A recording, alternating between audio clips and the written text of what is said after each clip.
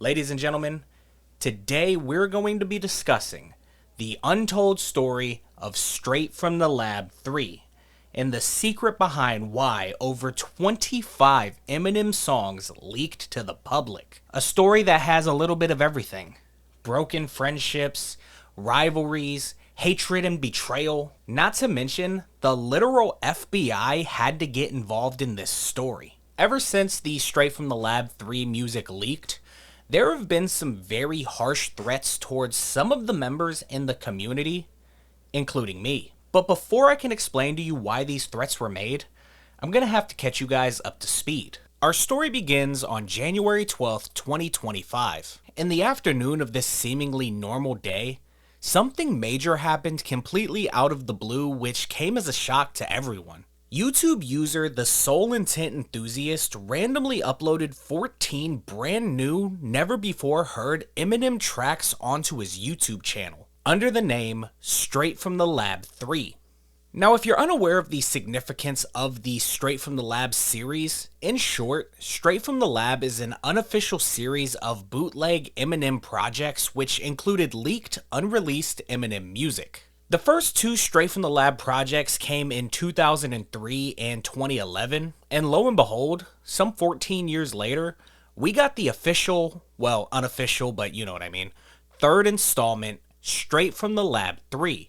And as you might have guessed, the community started going wild. The music was shared rapidly throughout the community, and in no time, news of the leaks was everywhere. Not just in the Eminem fandom, but seemingly everywhere in the rap world was made aware of these leaks. But little did anyone know that there was more to come. The following morning at around 7 a.m., a member of the Eminem community Discord server teased that more songs were going to be released that morning, and it turns out they were true to their word, as on January 13th, another set of songs were leaked by Tech Edits on YouTube, bringing our total number of Eminem leaks up to 22. At this point, fans were ecstatic about the amount of leaks that had taken place, dubbing this event as Leakmas 2025. And Santa just kept coming as over the next few days, more and more songs continued leaking. By the end of Leakmas 2025, we had 26 brand new Eminem tracks.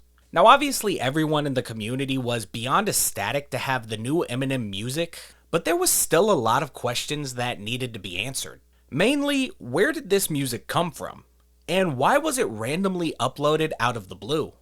And back when all of this was fresh and still happening, I tried to figure it out. I started asking around all the servers, and I messaged tons of people looking for any information behind these Straight from the Lab 3 leaks, and simply put, nobody had anything to say. But when I say that nobody had anything to say, I don't mean that nobody knew anything. What I actually mean is that nobody wanted to talk to me about it. Over and over again, people kept telling me, no comment. But to me, it felt as if people were saying that out of fear. Now, this suspicion was driven home when I had a potential source reach out to me saying that they were willing to talk to me about what happened, but just a couple of minutes later, they abruptly changed their mind. And when I asked him why he suddenly changed his mind, he simply told me that he was afraid. Now, honestly, I didn't know how to take that, because why would he have been afraid of the leakers or whoever it was I was looking for? But not long after that, I reached out to somebody in the community simply asking if they knew anything about these brand new leaks. This user responded by telling me to never message them again if I know what's good for me. Other people in the community expressed to me how quote-unquote dangerous the people I was looking for were, and more or less, I assume that's why there was so much reluctance from anyone to speak up. I ended that video by saying I was going to back off the story and making it sound like I didn't want any smoke with Mr. Badass Threatening Guy. But behind the scenes, I continued asking around the community, all in the pursuit of the truth. Yet still, no one would talk to me. And more or less, that's where this story pauses for the next couple of months. However, that changed on March 19th, 2025, when it was reported that a former employee of Eminem's, an engineer by the name of Joseph Strange, had been arrested and charged for selling the Eminem leaks from Straight from the Lab 3. Now, if you don't know who Joe Strange is, you're not alone, as Joe is not a household name and definitely wasn't prior to any of this happening. Despite that, Joe had his name attached to multiple Eminem projects, as well as tons which were Shady adjacent. And for any of my juggalos watching, he even had multiple credits on Psychopathic projects too. Simply put, Joe was heavily involved in the world of rap music and presumably had access to unreleased Eminem materials. Now, there was a lot of news stations that ran stories about Joe, but the most notable report wasn't from any news station, and instead came directly from the Eastern District of Michigan's attorney's office, who not only reported how exactly Joe was found, but they even included the official criminal complaint, which tells us the full story. Now, before we continue this, I need to remind everyone that Joe has not been on trial for this as of the recording of this video, so his innocence is to be presumed until he's had his day in court. However, everything I'm about to tell you comes directly from the actual criminal complaint, and let me just say, it's not looking good for Joe. So as the story goes, Eminem's employees were made aware of the leaks, like everyone else was when the original Straight from the Lab 3 video dropped. Upon listening to the leaked music, the employees realized that not only were the songs all previously unheard materials, but the songs that leaked were all stored on a set of hard drives which were kept in a safe at Eminem's music studio in Ferndale, Michigan. These hard drives weren't connected to the internet in any way and were password encrypted, meaning that whoever the leaks originated from had to not only have physical access to those hard drives, but they had to have the password too. So those employees contacted the FBI, and on January 16th, agents interviewed multiple employees about the leaks, and it was then they realized that from 2007 to 2021, only 4 people ever had access to any of those hard drives. These 4 people were Anthony Campana, John Fisher, Mike Strange, and of course, Joe Strange. And of those 4 individuals, 3 of them still work for Eminem as of the recording of this video, while one of them was let go in 2021. And I'll give you guys a big guess as to which one of them was the one that was let go in 2021. Now, around the same time, Eminem's team contacted longtime friend and associate Fred Nasser, aka Frederick, for help, to which Frederick posted on Twitter warning the leaker that they were going to find him. Now, this post drew the attention of one anonymous user who contacted Frederick and sent him screenshots of a conversation he had with a user who went by the name Doerat.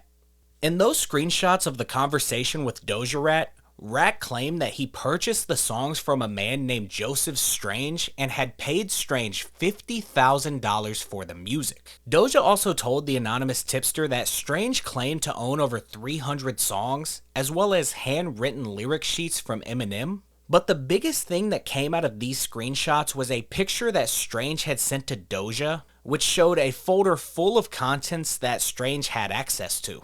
Now, that photograph of those song listings was then shown to the employees of the studio, and the employees immediately recognized it as the same exact setups as the hard drives kept in that safe, further proving that the music had to have originated from those drives. The employees conducted a review of those hard drives, and they found identical files to the ones that leaked had been removed from the drives in October of 2019 and January of 2020. A period where Strange still worked at the studio. And with this new information, the FBI turned their sights to Doerat. Now, Doerat was easy for them to find because they're the damn FBI, and Doerat cooperated with their investigation. Doerat confirmed that he was in fact involved in buying those leaked songs and said that he first met Joe through a YouTube channel called Doerat. Now, we need to pause the FBI part of this story to explain that Doerat was already a well-known figure in the Eminem community. The Doerat YouTube channel was found to have uploaded original Eminem instrumentals, not remakes, the original instrumentals, and was seen in comment sections of some of his videos giving insight into Eminem's personal life. So as such, Doerat was a channel which the community followed even prior to all of the Straight from the Lab 3 drama. I just think it's important to know that as this story goes forward. So Doja reaches out to Doerat, and the two begin discussing on Discord and Signal becoming a bit closer in the process. And after a bit, Doerat revealed to Doerat that he was indeed in possession of unreleased Eminem music, and even better, he'd be willing to sell it. The first batch of unreleased music purchased by Doerat was in August of 2024, with 4 songs being purchased for the sum of $8,500. Doja raised that money with the help of Eminem fans in what's referred to as a group buy,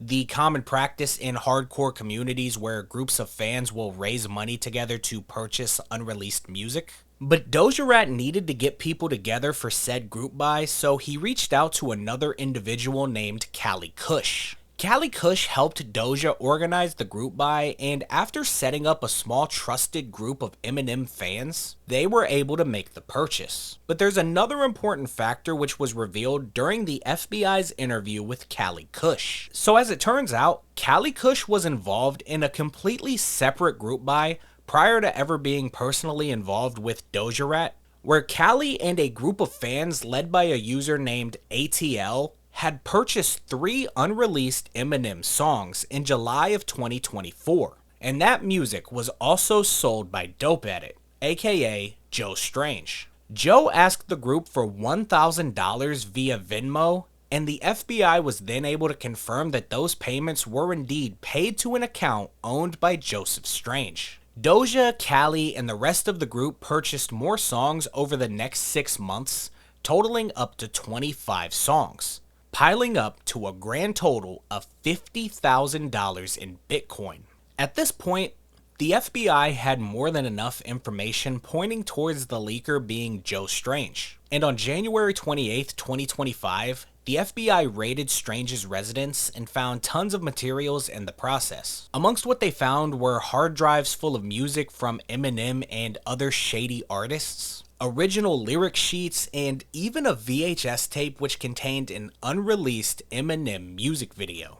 Joe was ultimately arrested and charged with criminal infringement of a copyright and interstate transportation of stolen goods. Joe is currently facing 15 years in prison, as well as a $250,000 fine if found guilty of both charges. And as of right now, Joe is out on bond and has not made any public statements as of the writing of this video. But even though all of this has been revealed to the public, there's still one major question to be answered, and that's why? Why did Doerat, Cali Kush, and everybody else involved in the group buy spend tens of thousands of dollars just to leak the songs to the public? It just doesn't make any sense at all. Well, this is where the story gets interesting. Do you guys remember how I explained that I had a lot of trouble getting anybody to talk to me at all? Well, the same exact day that the news was announced that Joe Strange had been arrested, my DMs started blowing up. Multiple people messaged me that day, telling me that they were ready to talk about Straight from the Lab 3. And it was once I got all those messages that I realized something. Sure, some people might have not talked to me because they were afraid of others, but a majority of people didn't talk to me because they were afraid of inadvertently getting Joe in trouble. The fear was anything they tell me would then get used in a video, and somebody could use that information to track the leaks back to Joe. And nobody wanted to be the person responsible for that, so I guess in that sense, I respect it. Side note, it's also just now dawning on me that there's a good chance the FBI watched my original Straight from the Lab 3 video, and there's a good chance the FBI are watching this video now, so if you're the agent assigned to watching this, what's up, man? How's FBI stuff going? Anyways, even though I now had a lot of people ready to talk to me about Straight from the Lab 3, I now faced a new issue, and that was the fact that nobody wanted to go on record. Literally, of the dozens of people that I've spoke with since the research from this video started, all of them have asked me to keep them anonymous. Now, why exactly these people wanted me to keep them anonymous could be for all sorts of reasons, but the fact of the matter is, nobody wanted their name attached to this story. Well, everyone besides one person. One person was willing to go on record and speak to me about the original group buy, and that man's name is M-Ball. Now, if you don't know who M-Ball is one of the big names in the Eminem community. as he's the owner of the Emball Pit Discord server, which is quite possibly the most infamous Discord community of Eminem fans you can find. And while this server isn't considered to be the source of these group buys, a lot of the people who were involved have been associated with the Emball Pit. Emball was somebody I spent some time talking to, even before I ever knew he was involved in the story. So once the leaks happened, I reached out to him again asking if he had any information which I could use for a video. And surprisingly, Emball was game to tell me everything. And he told me exactly what took place in the early days of this story, starting with the very first group buy. Okay, so everything started in October 2022, I think, when the Dope Edit YouTube channel was first created. He would post instrumentals on this channel. And for a while there, when we first discovered it, throughout 2023, we thought these are just really good remakes. Or he's found the same presets and is just doing really accurate remakes of the instrumentals. A lot of people thought that. From day one, the moment I heard the shit he was posting, I knew that it was real. I knew that this shit was leaking from somewhere.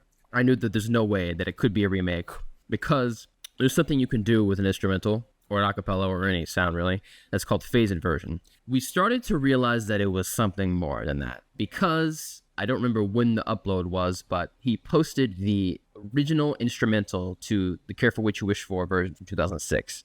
And we were like, hold on a second, this is unreleased material. We did realize that on his channel, there was actually an email attached. I think it was just dopeedit@gmail.com or something like that. And that's what we emailed him through. We started to try to contact him and ask him, who are you? What do you know? Can we buy the original WAV files for these instrumentals off you? Can we buy the FLAC files? And for like a year, he never responded to any of those advances. He was like, no, can't do that. Maybe sometime in the future, not now, blah, blah, blah. And so we were kind of like, damn, that kind of sucks. Sometime around the middle of last year, the start of last year, ATL, which I'm sure you're familiar with that name, he's mentioned in the FBI document, has sent him an email proposing that we buy stuff off him. And what does he have in his collection? And we'll do Bitcoin, we'll make it anonymous and everything. To our surprise, he responded and said, I'm interested. And from that point on, we knew shit was about to get real. And we were like, okay, let's do a group buy for the original version of Careful What You Wish For. We completed the buy with Dope Edit for that song, for Careful What You Wish For 06. And we were going to keep that vaulted in the interest of getting more. That was always the plan, keep it vaulted as long as we can so we can see, what he has and how much we can get, how much we can obtain. And we were setting up to do the group buy for the discombobulated OG. And this one was a lot more rockier. A lot of drama happened in this one. There was what we call a middleman within the group, his name was, and his job was we send the funds to him, he converts them to Bitcoin and sends it over to the seller. That was the arrangement. According to him, there was billing issues on his side, and the money ended up getting on hold in PayPal and was stuck inside of his PayPal account. We're leaving him hanging, wondering where these funds are. And it was at this point that Dope Edit started to kind of go back and forth with us a little bit in a way that kind of irritated us. First, it started with him being like, oh, I have another deal. We're going to have to put this one on hold until I figure out if this other guy is serious. We started to feel jerked around a little bit. And I remember, and this is probably my biggest mistake that I ever made in this entire process, was telling ATL to send a message to Dope Edit saying, we kind of feel jerked around. We just gathered all this money for you. Now we have to worry about refunding everybody if the buy falls through. So that message sent Dope Edit off. Like he had like an ego trip or something, and it just really agitated him that we felt jerked around. He mentioned now, we don't have the funds ready. We don't have our shit together. This would have been done a long time ago if you guys had your shit together. And what put the nail in the coffin was that reply that Dope Edit gave us to our complaint. Me and ATL kind of had a crash out moment that made us really angry that he reacted that way, and ATL was like, fuck it, we're just going to leak everything. Before I knew it, he posted a link in my server to the fucking Careful What You Wish For 06, and I was just like, you know what, fuck it, let's just leak everything. Let's leak the snippets, let's leak the song, let's leak the screenshots. Some of them, obviously I said I redacted some of that stuff. Just post it all out there, get it all in the open. And so that took place on August 5th, and we kind of hung low because the entire community was hunting for us at that point, because they were somehow under the impression that we ruined the buy of a lifetime, that, propaganda that spread faster than wildfire, about what actually went down. Right. So, that was the end of that. We call it the August 5th incident in the community.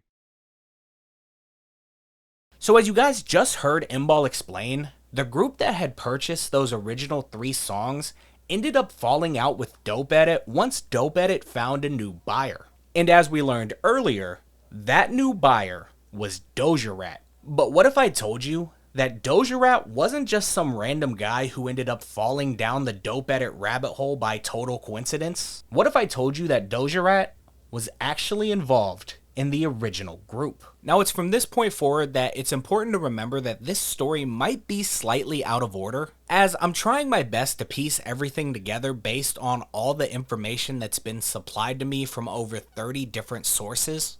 I learned that Doerat was indeed included in the original group buy for the first 3 songs, and everything was going great. However, as Mball revealed, the second round of songs faced issues when the middleman who was supposed to pay Joe, a user who I'm simply going to call Will, had issues with his PayPal account. So according to Will, his PayPal account had been locked after depositing all the money that the original group had collected, and due to this, both the original group and Joe started to get antsy as the payment still hadn't been made after an extended period of time. And during this, Doerat realized that the original group buy was at risk of falling through. So Doja decided to take matters into his own hands, and he went behind the original group's back to contact Joe Strange on his own, posing as a rich, independent music collector who was interested in buying unreleased Eminem materials. And after a bit of back and forth, as well as a little bit of Bitcoin, Joe realized how much easier it would be to deal with Doja. So Joe notified the original group that he had unfortunately found a new buyer. And as you might expect, the original group was pretty upset. But little did they know that the buyer was actually one of their own. In response to this, members from the original group decided to take revenge on Joe by leaking the 3 songs from the original purchase, those leaks being a snippet of the demo of Discombobulated, as well as the original versions of Survival and Careful What You Wish For. I've also been told that some members from the original group went as far as to dox Joe, and upon learning the true identity behind Doerat, leaked the information publicly, all in an attempt to get back at Joe for backing out of any future deals. Now, the entire time the original group was seeking their revenge on Joe, Joe was still in contact with Doerat, and Joe offered Doerat the opportunity to purchase 4 songs. These songs being Discombobulated, the original Antichrist, I'm Sorry, and Marshall Powers. With this opportunity in front of him, Doja contacted Callie Cush, whom he knew from the original group, as he knew that Callie could help him organize the most trustworthy group of people to start a brand new group buy. The new group consisted of trusted friends and members from the original group, as well as some new members, totaling 25 users altogether. And this new group was dubbed Trusted MGB, but I'll refer to them as the Trusted Group. From here, the Trusted Group successfully raised the money and promptly paid Strange $8,500 in Bitcoin for the songs, and Joe held up on his side of the deal, promptly supplying Doerat with the music, unaware that Doja wasn't just one dedicated music collector. And that's important to keep in mind for this story. Joe fully believed that Doerat was only one guy. Now, the purchase of these 4 songs came with one additional proposition. Joe had informed Doja that if he could prove that he wouldn't leak the songs and could go 30 days without any of the 4 songs leaking, then Joe would be willing to sell him whatever else he had left.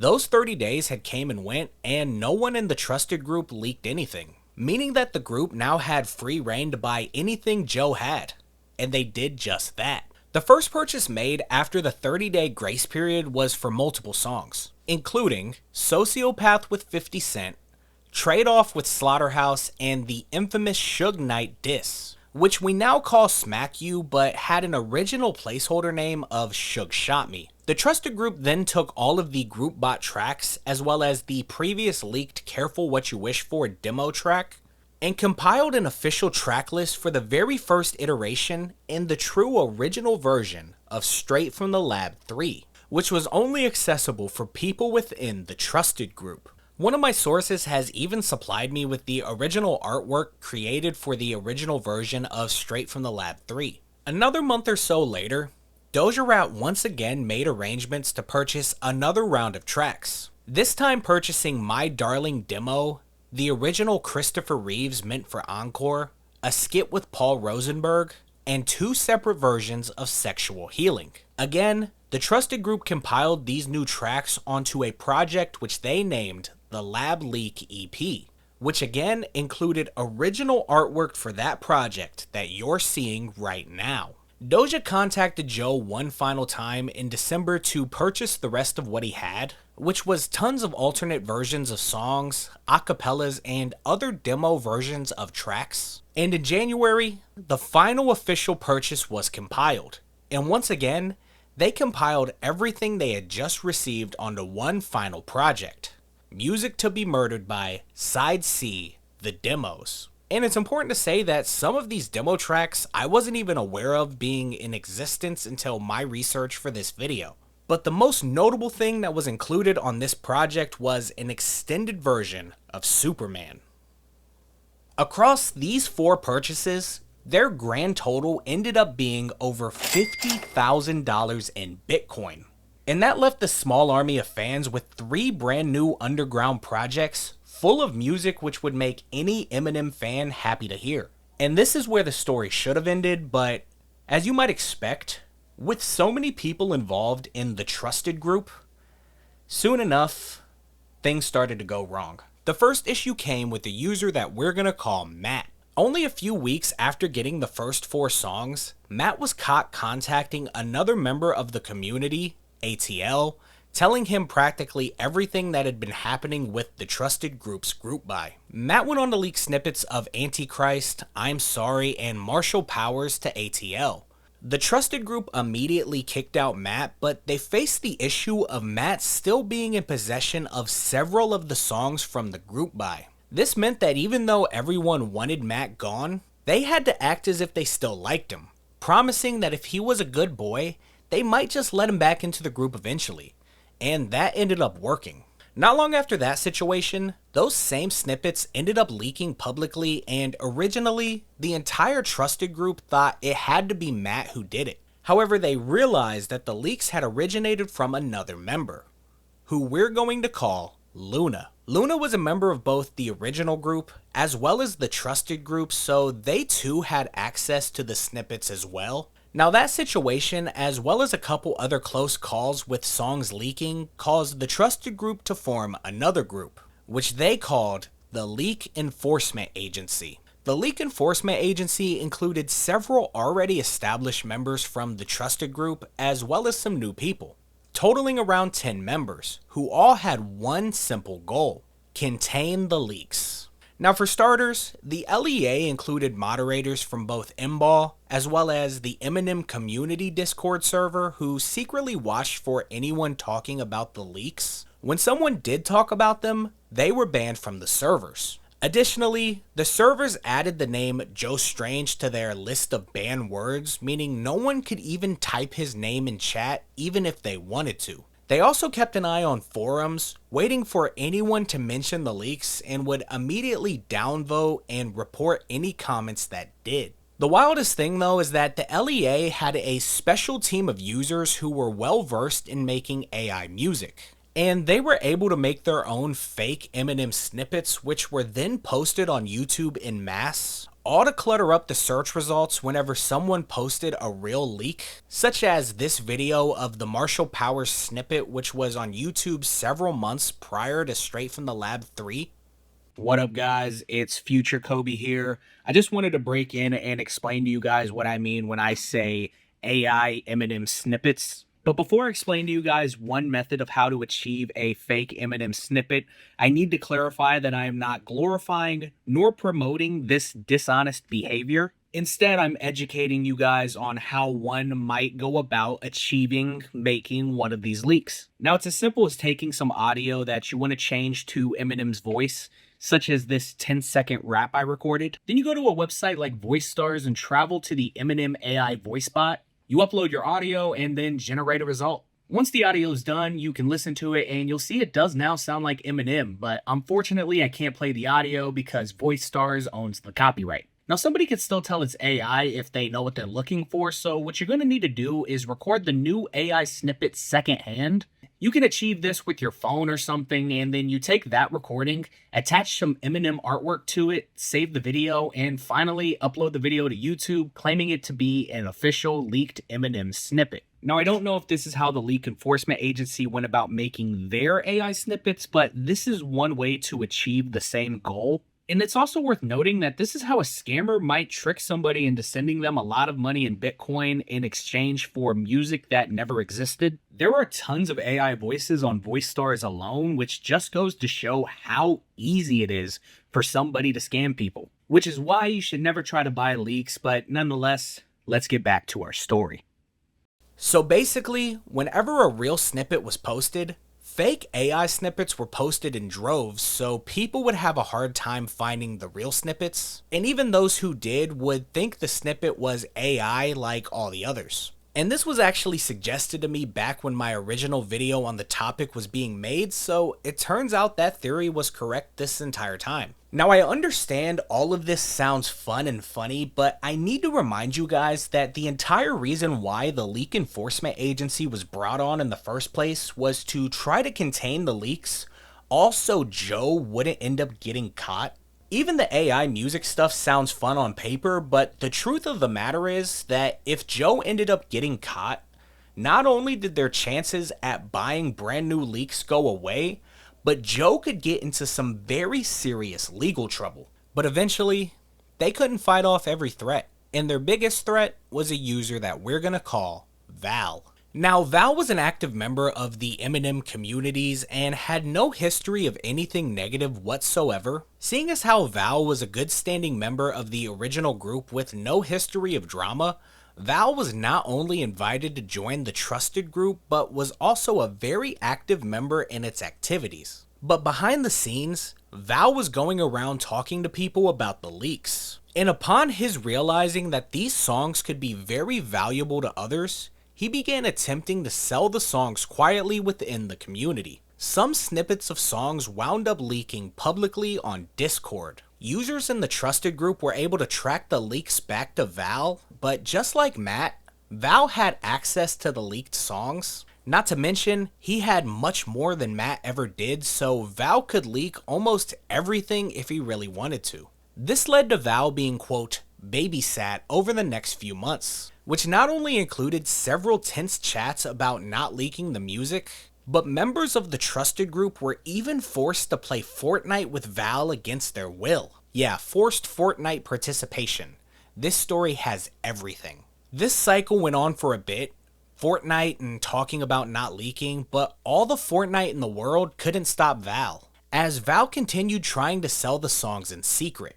Basically, the way I understand it, Val would go to a buyer, sell them music, and then wait a bit. If the buyer never leaked the music, he'd go to the next buyer and repeat the process. Val was caught multiple different times doing this, but the trusted group couldn't really do much besides what the LEA had already been doing. There really is no saying how many people fell for Val's selling tactic, but some did. And that meant that it was only a matter of time before something leaked publicly. Now, around this time, Joe had been fully doxxed, causing him to have extreme paranoia and being very uncomfortable with everything that was going on. And this made him very hard to work with from the trusted group's perspective. However, they still felt it was their duty to protect Joe. This is where the story gets serious, and it's no longer any sort of silly Discord crimes, and it becomes some real-world, serious criminal issues. Things between Val and the trusted group had blown up into a full-blown feud between the two, and despite the trusted group's best efforts, Val officially threatened the group with not only leaking all the music, but he also threatened to dox members of the trusted group if they didn't pay him several $1,000s. And it's also worth noting that some people have told me that they received very serious and very scary messages around this time.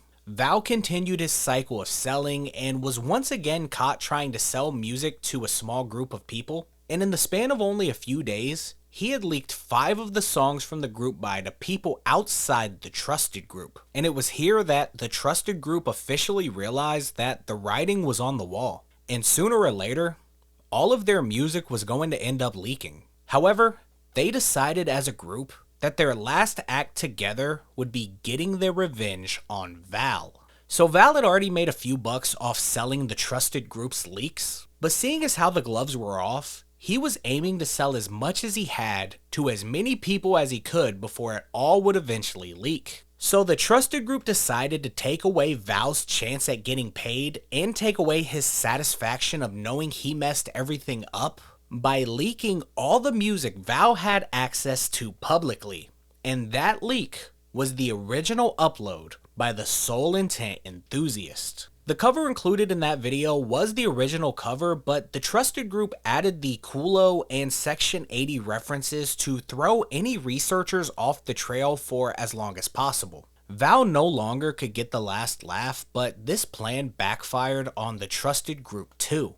You see, the trusted group leaked only the songs that Val had access to, but they planned to keep the rest of the music they had under wraps. But once the original Straight from the Lab 3 leaked, other members within the trusted group, for whatever reason, slowly leaked everything they had over the next few days. This explains why more leaks slowly released following the original Straight from the Lab 3 project releasing on YouTube, which was then all compiled and re-released with this cover. Following the leaks, no one spoke about what happened publicly, and everyone involved kept as quiet as possible because they didn't want anyone to know what had been taking place over the last year or so. People were still watching the groups for any information leaks, but since the songs were out there, the trusted group really had no reason to stay together anymore. Not to mention, the separate rounds of leaks didn't make things any better at all, so the trusted group officially disbanded. People went back to their own respective servers, and despite their issues with each other, no one ever said anything. And they all stayed quiet all the way up until March, when Joe was officially charged with the leaking of the music. And that's when my inbox began blowing up with literally over 30-something people who all had bits of information for me regarding everything that happened. Some with just a little information and some with a lot. But the main thing I kept seeing over and over again was just how bad everyone felt for Joe. Everyone realized that Joe was caught in the crossfire, and despite what anyone might say about the fact that Joe, quote, broke the law or whatever, the simple fact is that the trusted group and the LEA tried everything in their power to protect Joe. So the fact that Joe ended up being arrested anyway makes all of them feel awful. And to make things worse, Joe had little to no idea that any of this was even going on. Joe didn't know about the trusted group or the leak enforcement agency or about Val, nor does Joe know just how deep this entire story goes and how hard they worked to keep him safe. All Joe probably thinks is that the people he trusted turned on him without a care in the world. Joe probably thinks that these leaks happened on purpose, and he probably feels betrayed. But I bet Eminem feels betrayed too. And with that, we've reached the end of our story. But before we end this video, there's a couple of things which I want to say. I want to take this chance to reiterate just how bad almost every last person I've talked to feels about what happened to Joe. The other thing I wanted to say is that I understand I make some of this Eminem stuff look fun, whether that be chasing down the Randy Orton diss track or finding the lost Relapse iPhone game. But the fact of the matter is, there's a guy from this community who's facing 15 years in prison because of some stupid Discord drama. And it just goes to show that this community is not all fun and games. The Eminem community isn't fun. I'm fun. My main piece of advice to anyone is, if you want to be involved in this community, don't be afraid to hop on a server and say what's up, but if I was you, I'd stay away from group buys and leaks and just everything like that, because this can quickly turn from fun and games with your Discord friends to the FBI knocking at your door with a search warrant. I don't really think there are any good guys in this story. Yeah, you can feel bad for Joe, but the way he went about what he allegedly did was just so stupid. And you can genuinely feel the remorse that the Discord users have for what happened to Joe, but it's their fault that these songs leaked and led to what happened. Really, the only guy you can feel bad for in this whole story is Eminem. Surrounding all this drama, all the Discord groups and the infighting, the ultimate truth is that Eminem had years worth of his life's work taken from him. Also, another man could try to make a couple bucks. And listen, guys, I'm not trying to take some sort of moral high ground here. I love the leaks as much as anyone else does. I'm just making the point that Eminem is the only real victim here. Oh, sure, the millionaire's the victim. I get it, bro, but at the end of the day, Eminem had his music stolen from him. That's a fact. So regardless of how excited we all were to have brand new Eminem music, Eminem is the true victim in this story. And I think that fact has been glossed over by pretty much everybody. Or maybe I'm just rambling, guys. I don't know. This has been a long story to tell, so I'm going to go ahead and wrap it up here. But I'm very excited to see what the fallout from this story is going to be. Thank you guys so much for watching. If you enjoyed this video, and especially if you made it all the way to the end, you need to like it. You need to subscribe. I'm not even giving you an option. It really, really helps out the channel when you do, so please help a brother out. I got kids to feed. But yeah, guys, I'm going to go ahead and end it right there. So, until next time, and as always, remember, Kobe sucks.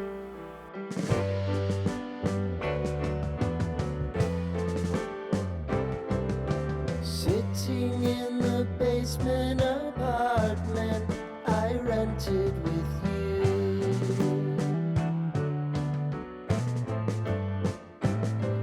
Remembering the holiday party we had with the crew.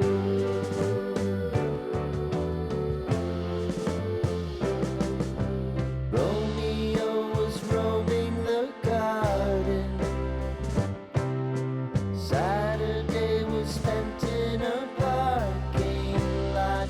Gave it all we got. It was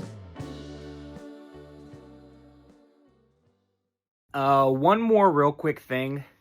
The people within the Trusted group absolutely hate this album cover. The vaccine album cover, or whatever you want to call it. They hate it. I don't really have a stake in this, but I promised that I would include that tidbit in the video. So, yeah, they hate this cover. You mad cause I won't take it back? I take it back when Cincinnati Zoo gets a new Razorback. Gorilla, I'm feeling flyer than the Spider-Man. Someone called a fireman, the fireman's on fireman.